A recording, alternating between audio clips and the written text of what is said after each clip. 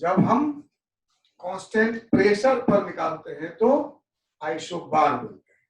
So isotherm means variation of any property with pressure at constant temperature. What is isotherm?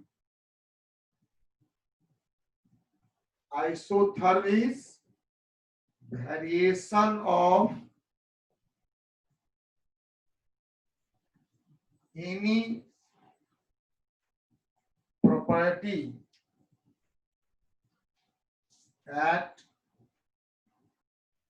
constant temperature. Constant temperature पर जब कोई भी property vary करता है तो उसे हम आइसोथर्म कहते हैं। ठीक है, हम आज बात करते हैं एडजॉर्प्शन आइसोथर्म का। एडजॉर्प्शन आइसोथर्म तो आप समझ गए होंगे। Adsorption isotherm means variation of extent of adsorption या specific adsorption with pressure at constant temperature. Variation of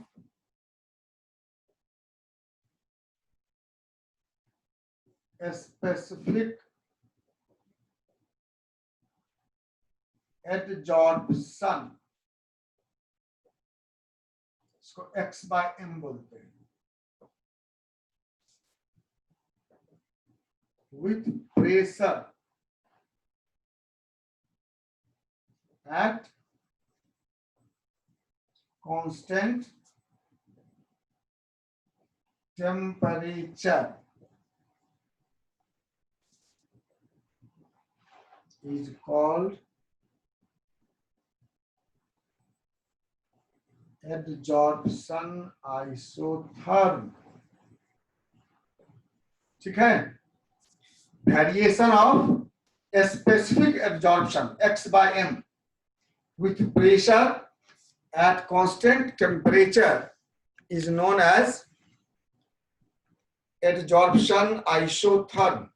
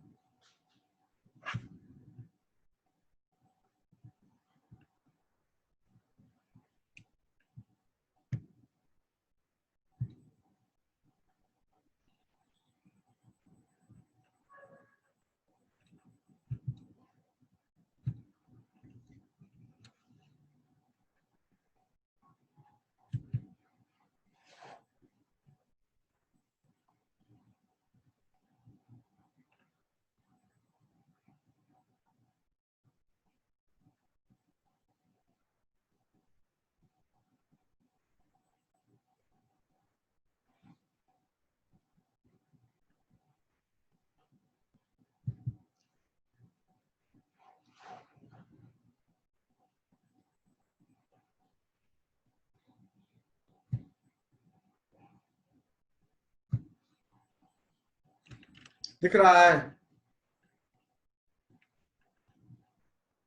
screen दिख रहा है क्या? Hello? Yes sir, yes sir, yes sir, दिख रहा है। तो specific adsorption x by m का प्रेशर के साथ क्या वेरिएशन है, मतलब प्रेशर के बढ़ने से बढ़ेगा, घटने से घटेगा, क्या होगा at constant temperature, that is called adsorption isotherm. 3 adsorption isotherm की चर्चा है। एक है फ्रेंडलिक का, जो हम लोग पढ़ने वाले हैं, दूसरा है लैंगमुइर का, और तीसरा है गिब्स का। तो साइड में नहीं दिख रहा। इसमें हम लोगों को सिर्फ फ्रेंडलिक एडसॉर्प्शन आइसोथर्म ही पढ़ना है। we have नंबर 1 2 3 लिखे वो दिख नहीं रहा बोर्ड पे, थोड़ा three कैमरा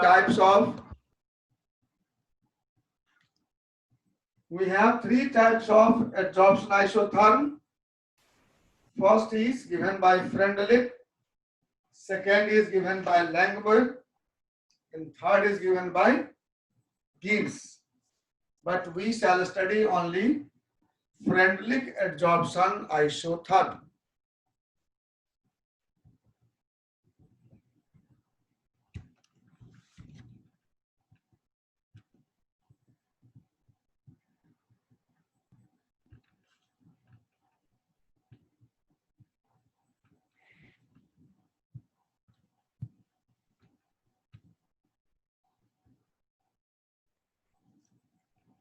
ये definition है, the variation in the amount of gas adsorbed by the adsorbent with pressure at constant temperature is expressed by means of a curve, and that curve is known as adsorption isotherm. ठीक है? Variation in the amount of gas adsorbed. मैंने आपसे कहा था कि हम लोग सिर्फ गैस का सॉलिड में एब्जॉर्प्शन का स्टडी करेंगे, तो किसी गैस का amount unit amount of solid के द्वारा जो एब्जॉर्ब होगा उसका प्रेशर के साथ क्या वेरिएशन है कांस्टेंट टेम्परेचर पर, उसे हम कहते हैं एब्जॉर्प्शन आइसोथर्म। और इसमें जैसा मैंने कहा कि 3 आइसोथर्म की चर्चा है, लेकिन हम लोग पढ़ेंगे पहला, that is called Freundlich absorption isotherm. Freundlich isotherm क्या है? फ्रेंडलिक ने quantity of gas absorb per unit amount of absorbent, मतलब मान लो कि तुम मास ऑफ एब्जॉर्बेंट लेते हो x ग्राम, सॉरी m ग्राम, और इसमें मास ऑफ एब्जॉर्बेट होता है x ग्राम, मतलब x ग्राम गैस m ग्राम एब्जॉर्बेंट में एब्जॉर्ब हुआ। कैसे लिखेंगे? m ग्राम में एब्जॉर्ब हुआ x ग्राम, तो 1 में कितना हुआ? x by m। यही हुआ specific absorption. Specific absorption means amount of gas absorb per unit amount of absorbent. इस x बाय m में और प्रेशर में रिलेशन जो निकाला फ्रेंडलिक ने, उसे कहते हैं फ्रेंडलिक एब्जॉर्प्शन आइसोथर्म। क्या लिखेंगे आप? Freundlich gave an empirical relationship between quantity of gas adsorbed per unit mass of solid adsorbent and pressure at constant temperature, and this relationship is known as Freundlich adsorption isotherm. Amount of gas adsorbed per unit of adsorbent और pressure में constant temperature पर एक relation निकाला। किसने? Freundlich ने। क्या निकाला? Relation. किसके बीच? स्पेसिफिक एब्जॉर्प्शन ऑफ गैस और प्रेशर के बीच कांस्टेंट टेम्परेचर पर। याद रखिए, आइसोथर्म मतलब कांस्टेंट टेम्परेचर। तो amount of gas adsorbed per unit mass of adsorbent और प्रेशर ऑफ एब्जॉर्बेंट गैस के बीच जो रिलेशन निकाला फ्रेंडलिक ने, उसे हम लोग कहते हैं Freundlich absorption isotherm. Any question? Any question? अब देखो रिलेशन क्या है। रिलेशन दिख रहा है x by m equal to k into p power 1/n, यही रिलेशन है। फ्रेंडलिक ने निकाला कि x by m varies as p power 1/n, so x by m equal to the constant k into p power 1/n। यहां पर ये x क्या है? Amount of gas absorbed, x है amount of gas absorbed, m क्या है? Amount of absorbent, ये दोनों ग्राम में होगा। k कांस्टेंट है जिसका वैल्यू एब्जॉर्बेंट के नेचर और टेम्परेचर पर डिपेंड करेगा। याद रखिए, दो वेरिएबल है, एब्जॉर्बेंट या एब्जॉर्बेंट बदल जाएगा तो के का वैल्यू बदल जाएगा। सेम एब्जॉर्बेंट के लिए अगर टेम्परेचर बदल जाएगा तो के का वैल्यू बदल जाएगा। याद रखो मन में, द वैल्यू ऑफ के depends on what? Nature of adsorbate, nature of adsorbent and temperature। मोटा मोटी तीन हो गए। एड्जॉर्बेंट सेम रहेगा, एड्जॉर्बेंट बदल जाएगा तो बदल जाएगा। एड्जॉर्बेंट सेम रहेगा, एड्जॉर्बेंट बदल गया तो बदल जाएगा। एड्जॉर्बेंट दोनों सेम है और टेम्परेचर बदल गया तो भी बदल जाएगा। देयर आर थ्री कंडीशंस, याद रखो। के तीन बातों पर डिपेंड करता है, nature of adsorbate, nature of adsorbent और टेम्परेचर। तीनों सेम रहा तो इसका वैल्यू सेम होगा। और ये 1/n भी सेम बात है, n भी कांस्टेंट है और n का वैल्यू हमेशा 1 से बड़ा होगा, नॉट लेस देन 1, नेवर। सब ऑब्जेक्टिव में काम देगा, याद रखिए। n is always less than 1, sorry, greater than 1, n always greater than 1, and its value also depends on nature of adsorbate, nature of adsorbent and temperature। ठीक है, यही है Freundlich adsorption isotherm. x by m equal to k into p power 1/n। x क्या है? x क्या है? x है mass of adsorbate. m क्या है? Mass of adsorbent. p क्या है? Pressure of adsorbate gas. k क्या है? कांस्टेंट। तो आप एड्जॉर्प्शन को कांस्टेंट या फ्रेंडली कांस्टेंट कह सकते हैं। और इसका n वैल्यू क्या नहीं है? है कोई। यह भी कांस्टेंट है। k और n का value nature of adsorbate, nature of adsorbent और टेम्परेचर पर डिपेंड करेगा।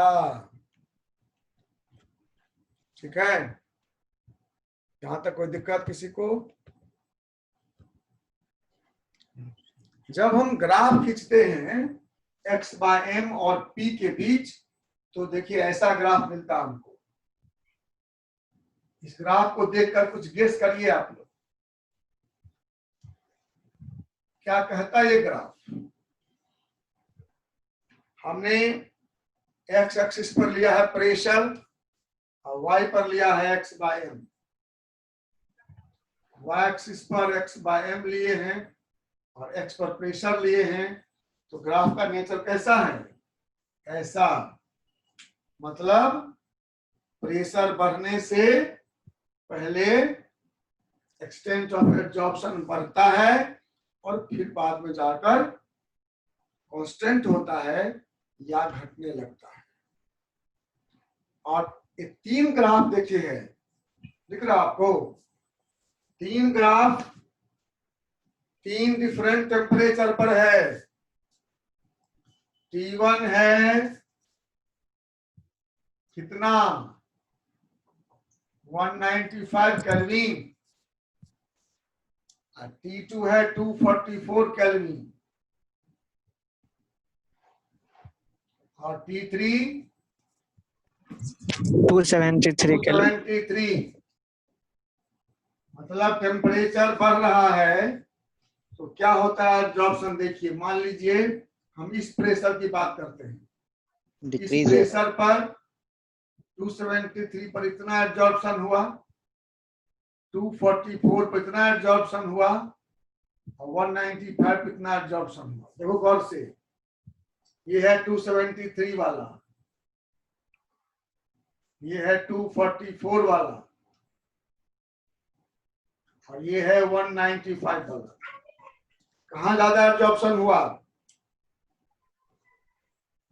लो टेम्परेचर पर ना 195 पे इतना एब्जॉर्प्शन हुआ, 244 पे इतना हुआ, 273 पर इतना कम हुआ। मतलब क्या हुआ, क्या रिजल्ट निकाले आप लोग? Absorption inversely Amount of proportional. absorption decreases with rising temperature। ये सब स्टेटमेंट है जहां से ऑब्जेक्टिव क्वेश्चन होता है, सब ध्यान रखिए। Amount of absorption decreases with rising temperature। Temperature के बढ़ने से अमाउंट ऑफ एब्जॉर्प्शन घटेगा। मतलब लो टेम्परेचर पर एब्जॉर्प्शन ज्यादा होगा और हाई टेम्परेचर पर एब्जॉर्प्शन कम होगा। हम लोग पहले भी चर्चा ही किए थे कि फिजिसॉर्प्शन मेनली लो टेम्परेचर पर ही ज्यादा होता है। टेम्परेचर बढ़ने से काइनेटिक एनर्जी बढ़ती है और एब्जॉर्प्शन कम होता है। उसको हम लोग ली चैटलियर प्रिंसिपल से भी एक्सप्लेन कर सकते हैं, क्योंकि एब्जॉर्प्शन एक्सोथर्मिक फेनोमेनन है। तो आपने क्या पढ़ा? एक्सोथर्मिक फेनोमेनन में क्या होगा? अगर लो टेम्परेचर रहेगा तो फिजिकल में, केमिकल में तो अलग मुद्दा आप जानते ही हैं। केमिकल में पहले बढ़ता है और फिर घटता है। फिजिकल एब्जॉर्प्शन में टेम्परेचर बढ़ने से अमाउंट ऑफ एब्जॉर्प्शन घट जाता है। ठीक है, आगे बढ़े। Any question? ग्राफ हो देख लिया बढ़िया से? चलिए, इस ग्राफ को अगर हम लोग और भी मैथमेटिकल बनाना चाहें, लॉग ले लीजिए। x बाई m बराबर है k into p power 1/n। Taking log by both sides क्या हो जाएगा? log base 10 x by m बराबर k into log base 10 k into p power 1/n होगा। log m इंटू n क्या होता है? क्या होता है बोलो? log m plus log n plus log n। ये हुआ m, ये हुआ n। अब ये log p पावर 1/n ये क्या होता है मालूम है? Yes sir. 1/n log 10p जानते हैं आप लोग। log m इंटू n बराबर log m plus log n, log m power n बराबर n इंटू log n। जो नहीं जानते हैं तो वो जान जाइए। तो ये हमको मिला एक रूप लॉग लेने पर, है ना? वहां तो रिजल्ट लिखा हुआ फाइनल, कैसे हुआ हम आपको दिखाए। log x बाय m बराबर log k plus 1/n log p। अब इस इक्वेशन को देखिए, जो मैथ के लोग हैं, x बाय m वेरिएबल है, इसको हम अपने हिसाब से चेंज कर सकते हैं। प्रेशर को हम चेंज कर सकते हैं। log k कांस्टेंट है, 1/n कांस्टेंट है। ये हो गया y बराबर mx प्लस c हुआ ना। Yes, sir. Straight line type equation हो गया ना, y Yes, sir. बराबर mx प्लस c। तो कहते हैं अगर ऐसा कोई इक्वेशन हो और y और x में हम लोग ग्राफ खींचेंगे, स्ट्रेट लाइन मिलेगा, स्ट्रेट लाइन जिसका स्लोप होगा m मतलब 1/n, इंटरसेप्ट होगा c मतलब log k। ठीक है। तो इसको मिटाता हूं मैं। तो plot of log of x by m versus log b gives a straight line। क्योंकि यहाँ पॉजिटिव है इसलिए स्ट्रेट लाइन ऐसा आएगा। ठीक है, ये हुआ इंटरसेप्ट, जानते हैं आप y एक्सिस पर जहां काटता है, ये हो गया इंटरसेप्ट, इसका मान log 10k। और स्लोप आप निकाल सकते हैं किसी भी बिंदु पर, ऐसे ये मान लो थीटा हुआ 10 थीटा, m बराबर 10 थीटा बराबर 1/n।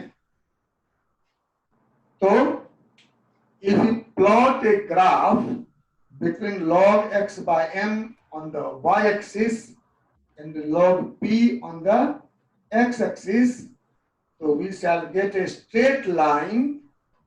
A straight line, slope of the line is 1/n, and intercept of the line is log k। ठीक है, तो हम एक graph log x by m और log p के बीच खींच सकते हैं। इस ग्राफ से हमको k का मान मिल सकता है और 1/n का मान मिल सकता है एक साथ। तो हम कोई गैस का अमाउंट लिए x ग्राम, उसको m ग्राम में एब्जॉर्ब करा दिए डिफरेंट प्रेशर पर, 2-3-4 प्रेशर पर। ठीक है, और हम उसका ग्राफ खींच कर देखे तो ये स्ट्रेट लाइन आएगा। इससे हमको उस एब्जॉर्बेंट के लिए k का मान और n का मान निकल जाएगा। ठीक है, इस ग्राफ का यूज क्या हमारे लिए? हमारे लिए यूज है कि हम वेरीफाई कर सकते हैं इस फ्रेडरिक्स एसोथर्म को। अगर हम log x by m और log p में ग्राफ खींचते हैं, ऐसा स्ट्रेट लाइन आता है, इसका मतलब फ्रेडरिक एडजॉर्प्शन आइसोथर्म सही है। नहीं आता है, इसका मतलब सही नहीं है। अगर log x by m और log p के बीच स्ट्रेट लाइन नहीं आया, इसका मतलब this law is not valid. और हम देखेंगे आगे कि लो प्रेशर पर ये वैलिड है, हाई प्रेशर पर वैलिड नहीं है। Frederick adsorption isotherm is not valid at high pressure, लेकिन लो प्रेशर पर वैलिड है। इसलिए हम लोग कहते हैं यह अप्रोक्सीमेट रिजल्ट देता है, अप्रोक्सीमेट रिजल्ट।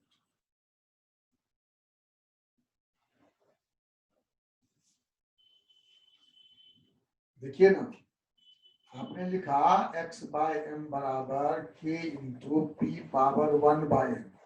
अगर 1/n का मान 0 हो जाए, x by m क्या होगा? k इंटू p होगा ना, पावर 0 मतलब 1, सॉरी x by m बराबर k हो जाएगा। मतलब x by m is independent of pressure. एक ऐसा भी केस हो सकता है जब x by m प्रेशर से इंडिपेंडेंट हो, और अगर 1/n का मान 1 हो गया, x by m बराबर k into p, so x by m varies as p। देख रहे हैं बात? अगर 1/n का वैल्यू 0 हो गया तो p power 0 equal to 1, so x by m equal to k, मतलब specific absorption is independent of pressure. अगर 1/n का मान 1 है तो k⁻1 x/m बराबर kp, x/m values as p। इसका मतलब absorption is proportional to pressure. ऐसा दो केस आता है वास्तव में हम लोगों को। एक ऐसा केस आता है जब प्रेशर बढ़ने से एब्जॉर्प्शन बढ़ता है, एक ऐसा भी केस आता है जब एब्जॉर्प्शन प्रेशर से इंडिपेंडेंट हो जाता है। लेकिन ऑब्जर्व वैल्यू में 1/n का मान कभी 1 आता नहीं है। थ्योरेटिकली हम कह देते हैं, व्यवहार प्रैक्टिकल में नहीं आता। इसलिए हम कहते हैं कि हाई प्रेशर पर यह लॉ पूरा लागू नहीं है, यह अप्रोक्सीमेट लॉ है। ठीक है, तो वही लिखा हुआ है, the validity of Freundlich isotherm is verified by plotting log x/m versus log p. If it gives a straight line, the Freundlich isotherm is valid. The slope of the straight line gives value of n and intercept gives value of k. ये log k हुआ, इसका anti log ले लेंगे, k निकल जाएगा। कोई दिक्कत? Any problem? या तो नोट करिए, चाहे इसका फोटो ले लीजिए। आगे बढ़े। अब देखिए इसके बारे में अभी बताया मैंने आपको, Freundlich adsorption isotherm is only approximately true। लगभग में, एक्यूरेटली यह एक्सप्लेन नहीं करता है। दो कंडीशन है, 1/n का वैल्यू 0 से 1 तक हो सकता है, ये व्यवहार में होता है 0.1 से 0.5 तक ही।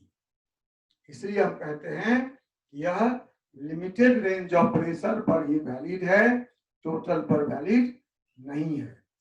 तो केस आप देख रहे हो, जब 1/n का वैल्यू 0 है तो x/m बराबर k है, और जब 1/n का वैल्यू 1 है x/m बराबर kp है, मतलब x/m p के प्रोपोर्शनल है। ठीक है। ये दोनों कंडीशन एक्सपेरिमेंटल रिजल्ट में लगभग मोटा मोटी आते हैं। लिमिटेशन क्या है? Freundlich isotherm fails at high pressure because at high pressure experimental isotherm always seems to approach saturation, constant हो जाता है। ये केस हो जाता है, k का value accurate value experimental result से नहीं मिलता है। ठीक है। और किसी के मन में कुछ प्रश्न है तो बताइए। Any question? किसी के पास क्वेश्चन है बोलो। नहीं। चलो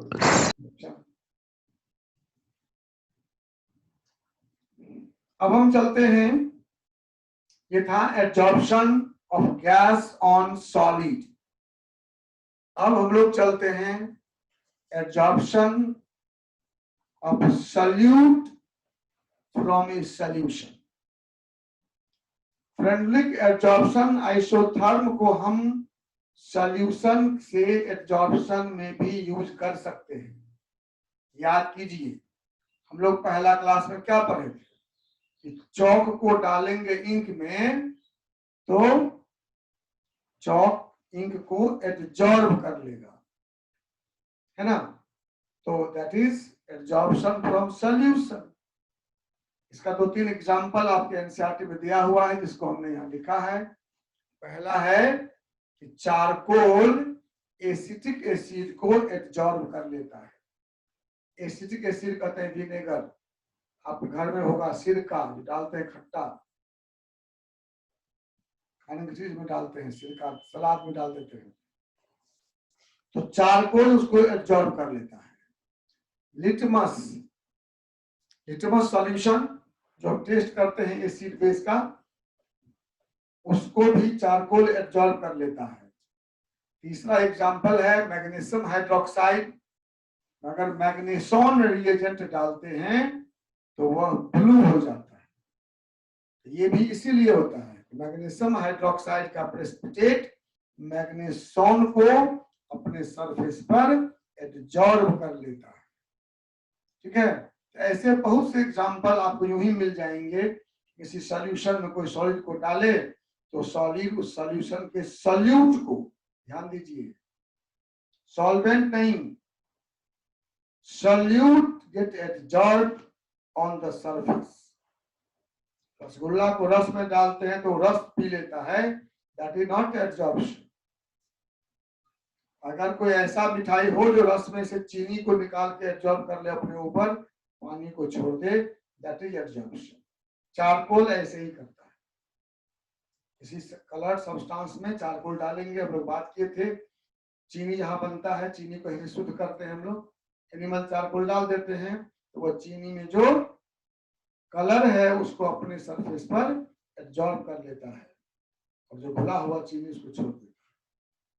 इसे कहते हैं absorption from solution, absorption of solute from A solution bye A solid absorbent की बात करता हूं। फ्रेंडलिक ने कहा कि मेरा ये जो इक्वेशन है वह सॉल्यूशन से एब्जॉर्प्शन में भी काम करेगा, खाली प्रेशर को बदल के कंसंट्रेशन कर दो। ये था x by m varies as x by m बराबर k into p power n। तो कहा कि इस p को c कर दो, गैस के लिए प्रेशर है, अगर सॉल्यूशन है तो कंसंट्रेशन हो जाएगा। x बाय m बराबर k into c power 1 by n, where c is concentration of solution। ठीक है, C क्या है, कंसंट्रेशन ऑफ सॉल्यूशन। इसका भी लॉग ले लेंगे तो log 10x बाय m बराबर ऐसे ही log k into C power 1 by n, फिर वही हो गया ये log m इंटू n, क्या हो जाएगा log m plus log n, और फिर ये पावर हो गया, क्या हो जाएगा log 1 by n log 10c, log 10x by m, log 10x by m बराबर log 10k plus 1 by n। मिलाइए, क्या देख रहे हैं, सिमिलर है ना। क्या अंतर हुआ है, वहां पर P था गैस के लिए तो वहां उसके बदला में C आ गया। So Freundlich adsorption isotherm is valid for adsorption from solution also। ये सब लाइन याद रखना है ऑब्जेक्टिव में, असर्शन रीजन में, ट्रू एंड फॉल्स में, इस टाइप क्वेश्चन आते हैं ना कंपटीशन में, अब तो +2 में आने लगा है, तो वहां याद रखना है क्या, Freundlich adsorption isotherm is valid for adsorption from solution also। और उसका रूप क्या होगा, pressure is replaced by concentration, pressure replaced by concentration। ठीक है, और इसमें जब हम फिर प्लॉट करेंगे, फिर वही बात, सब कुछ वैसा ही रहेगा। इसको भी हम प्लॉट करेंगे log of x by m, और इधर लेंगे log ऑफ c कंसंट्रेशन, फिर स्ट्रेट लाइन मिलेगा। इस स्ट्रेट लाइन का जो स्लोप होगा tan थीटा, वो कितना होगा 1 बाय n, ये जो इंटरसेप्ट होता है y एक्सिस पर, ये होगा log 10 के। सब कुछ वही है, सिर्फ P के बदला में C। गैस का एब्जॉर्प्शन है तो प्रेशर लेंगे P, और अगर सॉल्यूशन से है तो कंसंट्रेशन लेंगे C। ठीक है, इसको भी वेरीफाई वैसे ही कर सकते हैं। एक सिंपल एक्सपेरिमेंट है कि हम एसिटिक एसिड का डिफरेंट कंसंट्रेशन लेंगे, 3 4 C1 C2 C3, और सेम अमाउंट ऑफ चारकोल में अलग अलग डालेंगे। 4 बर्तन ले लेंगे, 4 मान के चलते हैं, 4 बर्तन है हमारा। इस 4 बर्तन में चारों में m ग्राम ले लिए चारकोल, और इसमें डाले C1, इसमें डाले C2, इसमें C3, इसमें C4। डिफरेंट कंसंट्रेशन का एसिटिक एसिड का सेम वॉल्यूम VmL सब में, और देखे कितना एब्जॉर्ब हुआ। पहले कितना था, कितना बच गया, कितना एब्जॉर्ब हो गया। इसे x निकाल लिए, x/m सब में। ठीक है, और इसे ग्राफ प्लॉट कर लिए तो हम देखते हैं कि almost Freundlich absorption isotherm is approximate only. 100% true नहीं है, लेकिन ऑलमोस्ट यह एक्सप्लेन करता है, खासकर लो प्रेशर पर, और उसी तरह से यहाँ पर लो कंसंट्रेशन पर एब्जॉर्प्शन को एक्सप्लेन करता है। हाई प्रेशर पर यह ठीक से नहीं कर पाता है, हाई कंसंट्रेशन पर यह ठीक से नहीं कर पाता। ठीक है, एनी क्वेश्चन? और ये 4 ऑब्जर्वेशन हैं एब्जॉर्प्शन फ्रॉम सॉल्यूशन के, जो आप ऑलरेडी जानते हैं। Extent of absorption decreases with increase in temperature, मालूम ही है, मालूम है ना, टेम्परेचर बढ़ने से एब्जॉर्प्शन कम होता है, जानते ही हैं। Extent of absorption increases with increase in surface area. Absorption surface phenomenon है, सरफेस एरिया जितना ज्यादा होगा उतना ज्यादा एब्जॉर्प्शन होगा। मान लो कोई चीज हमको कोई कलर एब्जॉर्ब कराना है, हम कोई कलर में डुबाएंगे इसको, किताब को ऐसे, सिर्फ इस लेयर में एब्जॉर्प्शन होगा, कम होगा, इस इधर डालेंगे तो ज्यादा होगा। तो एक बात ये है। तीसरा है extent of absorption depends on concentration. देख रहे हैं, x/m वेरी C कंसंट्रेशन पर डिपेंड करता है एब्जॉर्प्शन। C बढ़ने से बढ़ेगा, घटने से घटेगा, जैसे प्रेशर करता है वैसे ही। और चौथा है extent of absorption depends on nature of absorbent and absorbent. जानते हैं, चारों को नया नहीं है, जैसे गैस के लिए है वैसे यहाँ भी है। गैस में भी ये चारों फैक्टर हैं। इसका मतलब एब्जॉर्प्शन का बिहेवियर जैसा गैस में है वैसा ही सॉल्यूशन में है। क्या? x/m increases with concentration, decreases with temperature, increases with surface area A, depends on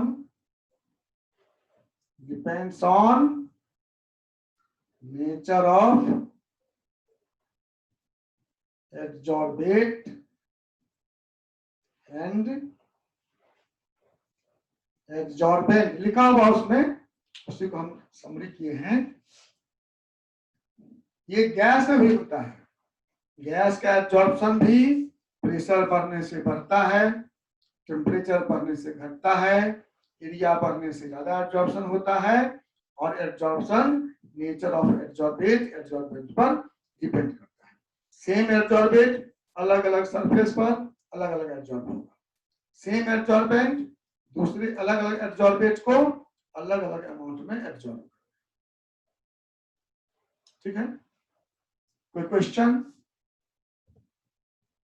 बताइए। बताइए, दिखाए थे आपको, सेम वही बात है, x बाय m का k into C power 1 by n, gas में p था, इसमें c आ गया, लॉग ले लिए तो log x बाय m बराबर log k plus 1 by n log c। सही टर्म को पहचानते हैं आप, x क्या है, मास ऑफ एडजॉर्बेंट, m क्या है, मास ऑफ एडजॉर्बेंट, और गैस है तो p है प्रेशर ऑफ गैस, c है तो कंसंट्रेशन है from solution, concentration of adsorbent in solution phase. अभी हम दिखाए थे आपको, इसी तरह से इसका भी ग्राफ खींच सकते हैं, प्लॉट करेंगे x by m against log c, यहाँ पे स्ट्रेट लाइन आएगा, और स्ट्रेट लाइन आएगा मतलब क्या हुआ, मतलब क्या हुआ, ये लॉ सही है। और वेरीफाई कैसे करते हैं बताया आपको कि हम डिफरेंट फ्लास्क में सेम अमाउंट में एडजॉर्बेंट लेंगे और डिफरेंट कंसंट्रेशन का एडजॉर्बेंट डालेंगे सेम वॉल्यूम में, ये सेम रहेगा, वॉल्यूम सेम रहेगा, और देखेंगे कितना एडजॉर्ब हुआ, और जो एडजॉर्ब हुआ उससे x निकल जाएगा, और x बाय m के बीच में ग्राफ प्लॉट करके चेंज देख ले, चेक कर लेंगे। मैंने कहा कि मोस्ट केसेस ये सही होगा। और बोलो, कुछ क्वेश्चन किसी के मन में है तो, एनी क्वेश्चन? नहीं। अब ये बताइए आप लोग कि बोर्ड पर जो लिखते थे उससे ये अच्छा है कि बुरा है? बोलिए। बोर्ड पर जो लिखते हैं उससे अच्छा है? यस सर, नहीं, यस सर, सही है सर। यस सर, सही है। यस सर, यस सर, लिख पाते, यस सर, बहुत सही हो गया सर पहले से। इट शुड तो बस इसका पीडीएफ भेज दीजिएगा। हाँ भेज देंगे। हाँ सर, इसका पीडीएफ भेजिएगा। Yes sir. और सर प्रीवियस वीडियो भी अपलोड कर दीजिएगा जो बीच का छूट गया था सर। हाँ करेंगे। लेक्चर 2 जो है सर। सर लेक्चर 2 और आज का लेक्चर 3 सर। ठीक ठीक ठीक है सर। और सर एक और चीज में दिक्कत है सर, क्या बोलो? Sir log table sir, log table सीखना है, सिखा देंगे। ये सर सिखा देंगे, इलेक्ट्रोकेमिस्ट्री का एक क्वेश्चन रुका हुआ है उसके कारण। ठीक है सिखा देंगे, किताब साथ रखेगा, सिखा देंगे। ठीक है। ठीक है, yes, yes sir. Good bye sir. Bye.